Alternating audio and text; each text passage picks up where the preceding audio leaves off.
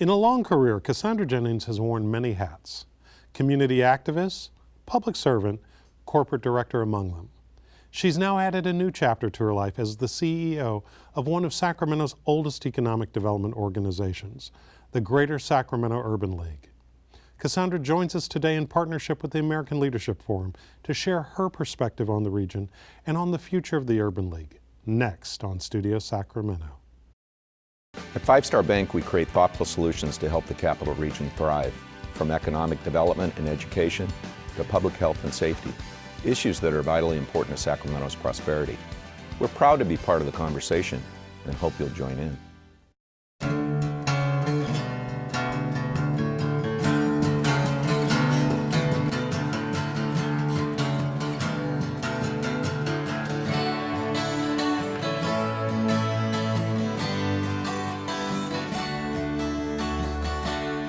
Cassandra, why did you decide to take on this job now?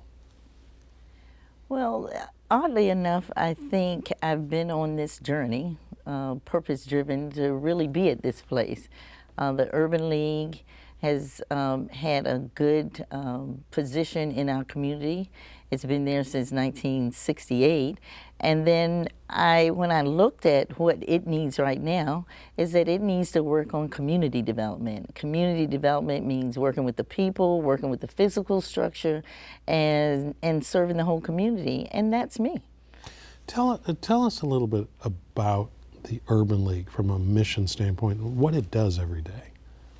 Well, its primary mission is to really bring educational, job training, and job placement skills to underserved communities so that people can become self-reliant and really focusing on the economic self-reliance.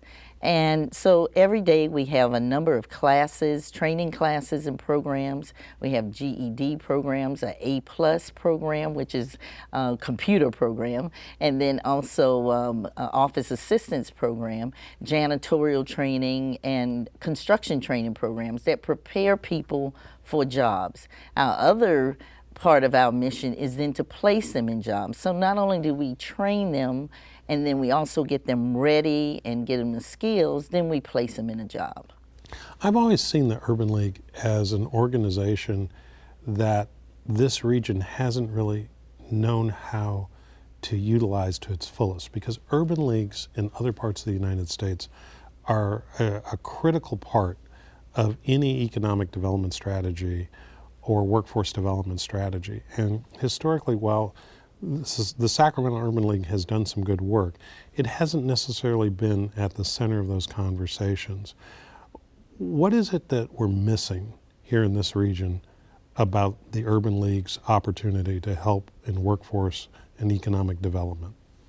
Well, I think you hit the nail on the head, and what I plan to obviously focus on is that we need to be at the table. We need to be a part of the conversation. We do good work in the community, we do good projects, but now we need to be a part of the bigger vision. And obviously the bigger vision includes the people that we serve. And so I think where the opportunity is that we need to be engaged with our partners at a different level. We need to bring our experience and knowledge of how we can fill the gap of people in this sort of next economy, and then be a part of the solution. Well, let's talk about Next Economy for a second, because the Next Economy initiative is one that many of us have been involved with, wearing different hats and coming from different perspectives.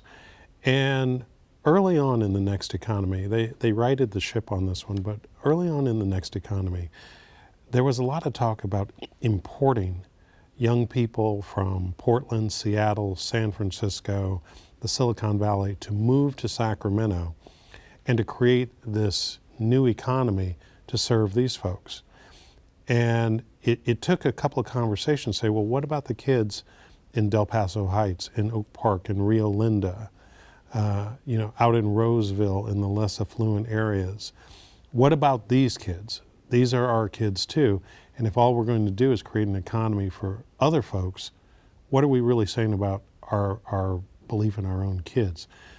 Where is it that the Urban League can play a role in bridging that gap between this new economy and the kids that right now don't know where to go for opportunity? Right. So first of all, as I mentioned, we need to be at the table. So we need to be the voice for all of those young people that certainly have capacity, they have capabilities, they just need the opportunity. And then secondly, we need to prepare them for the next economy. So where the Urban League would play in is that we need to identify where the gaps are, and then we need to provide the training and the education and the opportunities so that they can then be there for those jobs. I think that the community right here in Sacramento, and especially those in underserved communities, have to be paramount in any kind of next economy discussion if we're going to really move the needle. The Urban League has been a presence here for how many years? 48 years. 48 years. 48 years. 48 years. And in that time, you took over as the interim CEO after James Shelby, who had served for many years, decided to finally step down. What did you learn in coming into the organization that you didn't know, or that you might have been a little bit off on when you were on the outside looking in? Well, you know, anytime you go inside an organization, you get to see the workings of it and the challenges and certainly opportunities. I certainly learned that it's certainly a complex organization. The funding is probably a little not very diverse, which means we need to look at different sources of funding. And then the focus has been a little more narrow than I think that we have the opportunity. How so?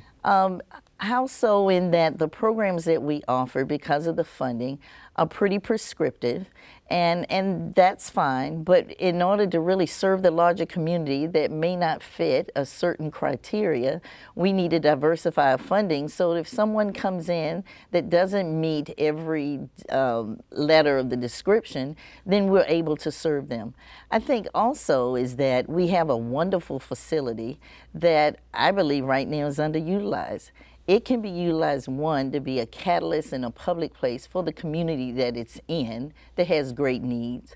But not only that community, the whole Greater Sacramento should embrace. It should be a place where people are coming for resources. We now have our resource center open every day, full time. People are coming in doing resumes, printing out things they need to connect with other resources or employers, and we're helping them. That's exciting.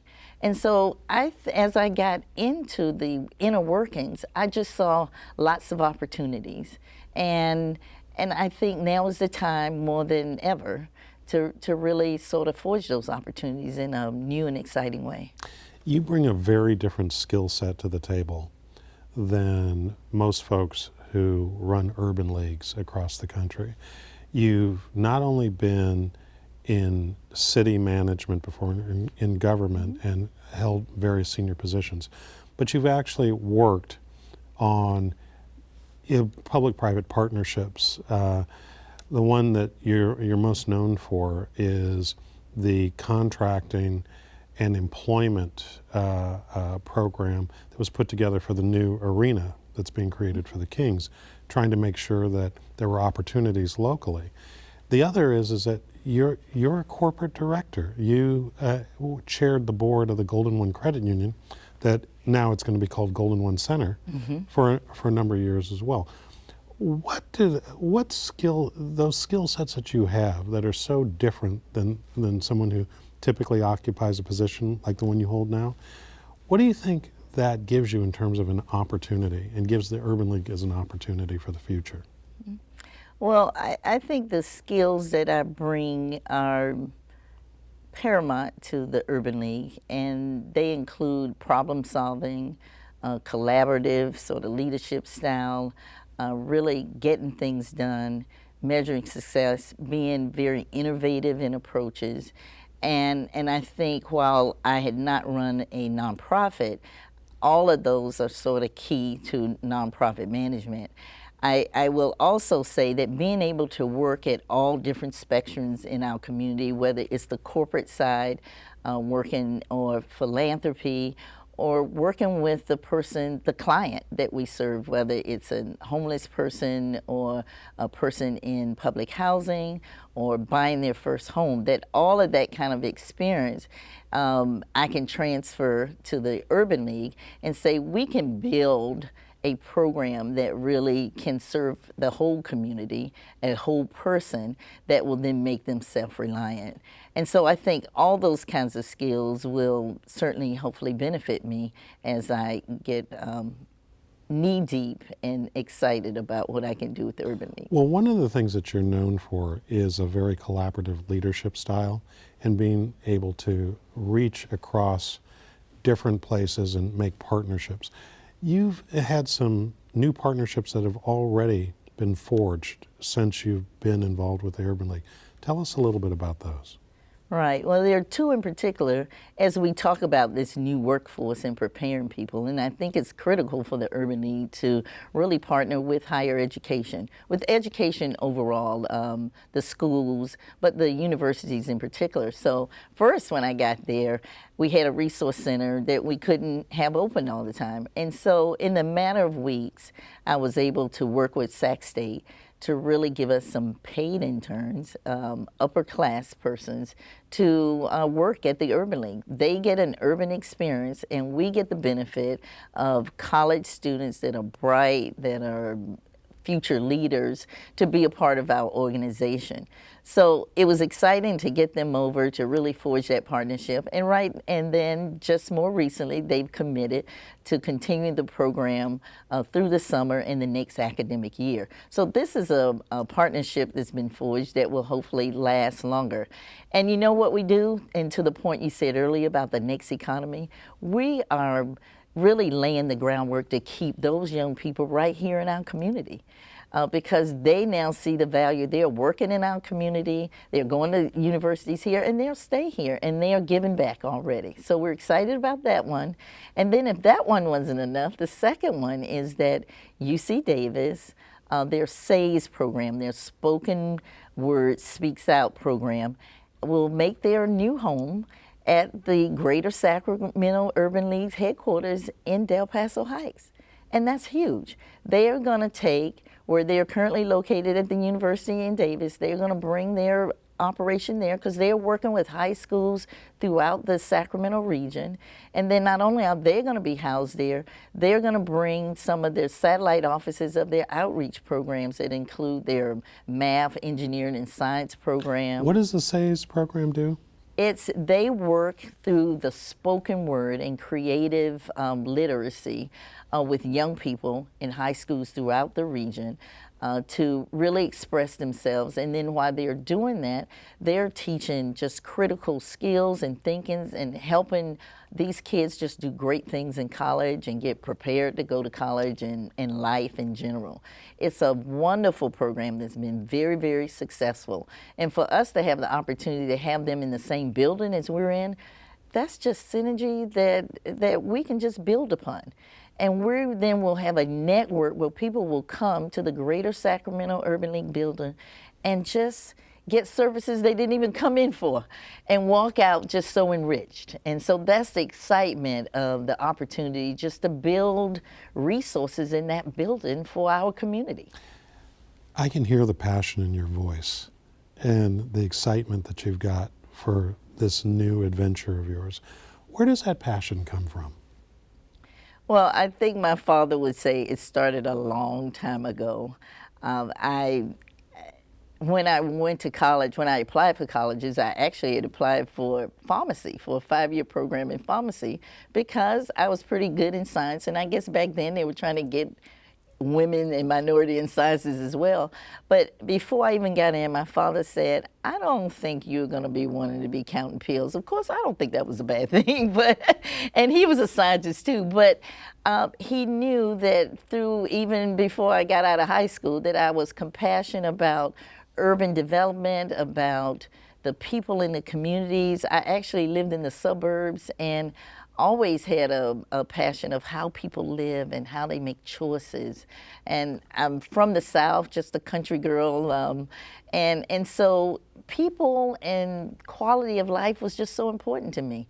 So I've really been blessed throughout my life that I stuck to what I started with. So in college at the University of Maryland, I started with urban studies, and now I'm still working in urban studies. And it brings me no greater joy than to work hard, solving a problem, and seeing success that that just measures beyond your greatest imagination. So when a child gets a home, or a person gets a job to take care of their family, or to build up their self-esteem so they can do anything they want to in life, it's just great. Wow. Tell us about, now, with all this activity that you've got going on, not only in your job, but all of the civic things that you do, how do you recharge? Well, I work hard and I say I play hard. I certainly have a wonderful family and I enjoy just spending time with my now grandkids. I have 3 granddaughters and 1 more granddaughter on the way. And then my husband, I have a simple life. I go to church, I sing in the choir, I like to dance, and you know I like to sing sometimes, and just really giving back to the community just gives me a lot of joy. So I enjoy that. Now, I would be remiss if I didn't point out that your husband, Rick Jennings, who is the president of the Center for Fathers and Families, as well as a city councilman in the city of Sacramento, between you both, do you both have to make like appointments to see each other on every 3rd Thursday or something like that because of all of these community commitments? Well, we certainly make time for each other. It's not quite appointments, and believe it or not, because we have similar schedules, although in different directions sometimes, that we do have a lot of time to talk and to just help retool each other.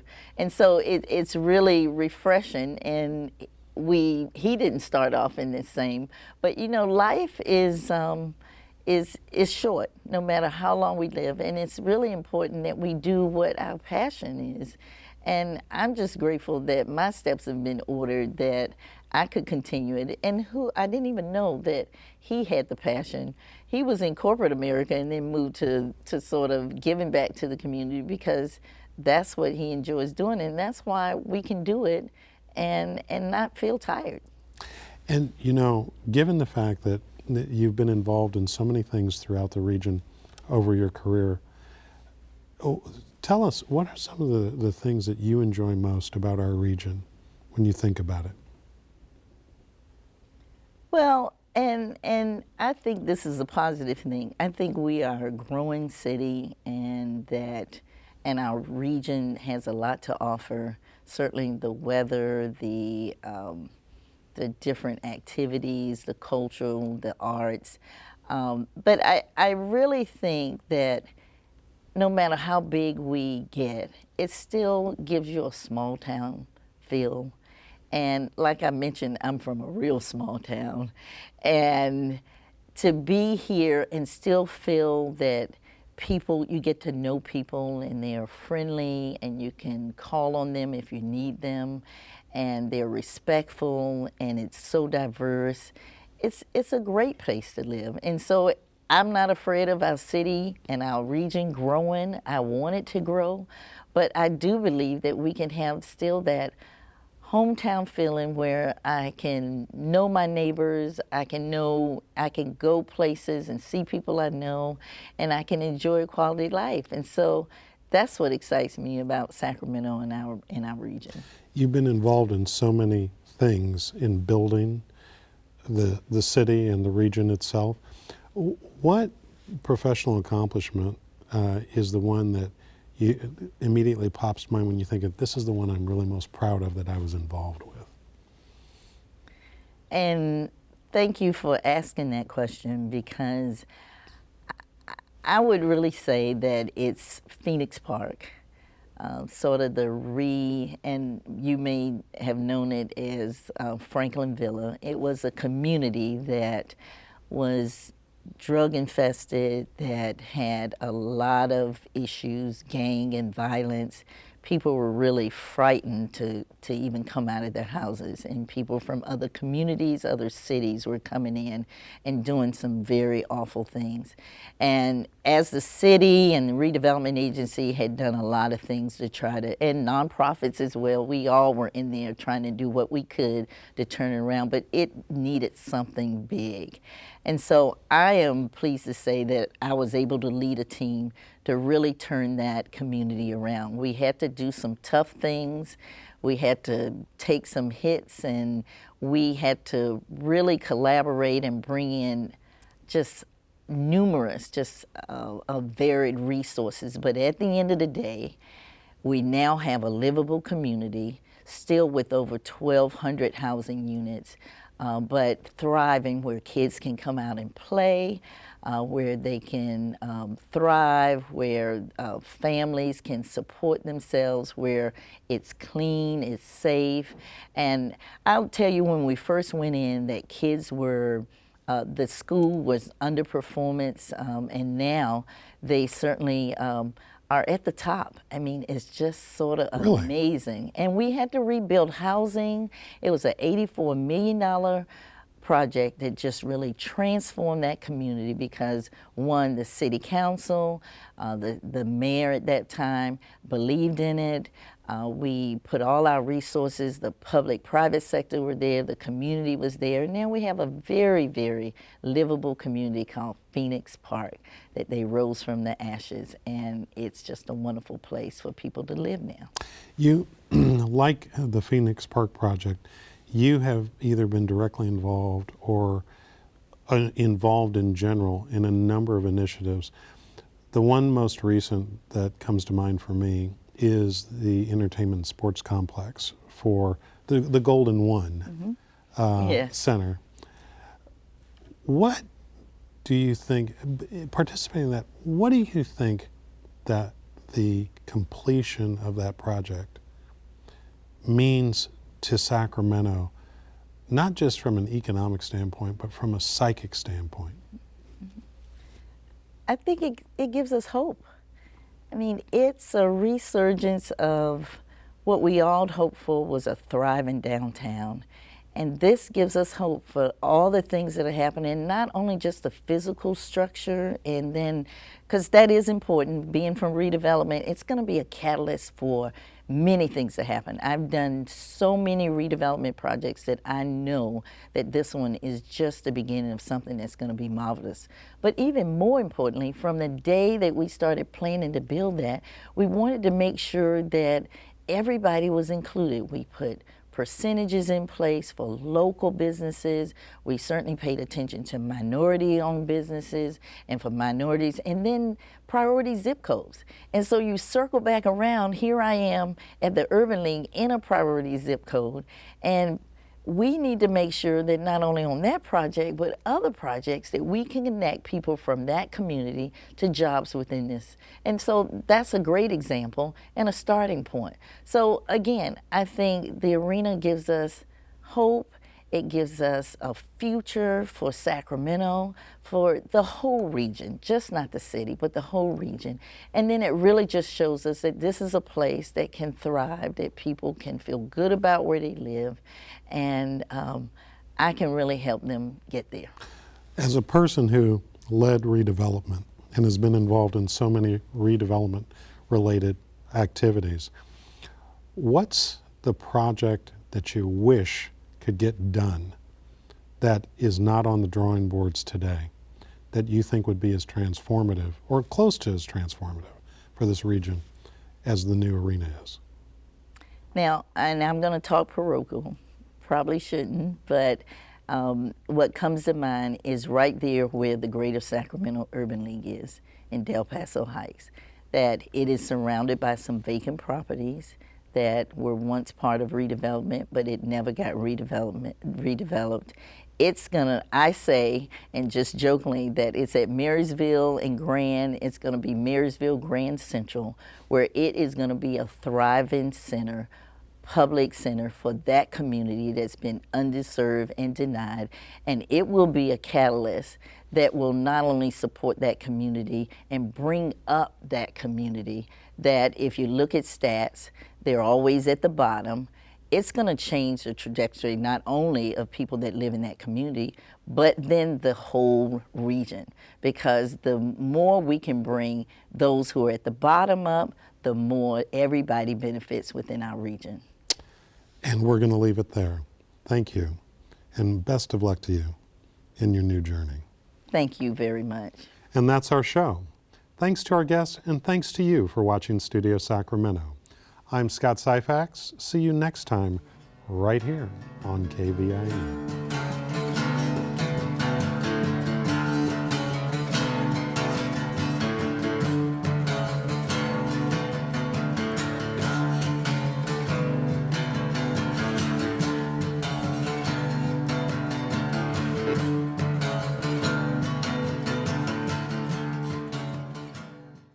At Five Star Bank, we create thoughtful solutions to help the Capital Region thrive, from economic development and education to public health and safety, issues that are vitally important to Sacramento's prosperity.